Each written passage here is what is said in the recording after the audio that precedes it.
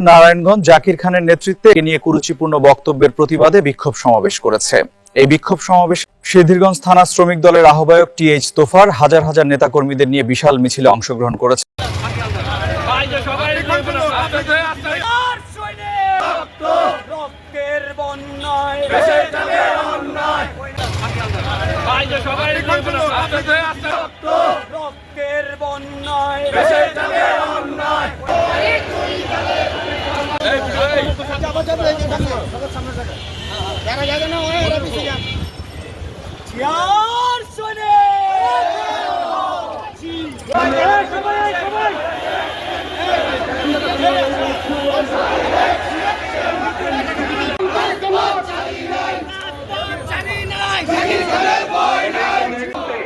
একটা বিশাল মিছিল এসেছে।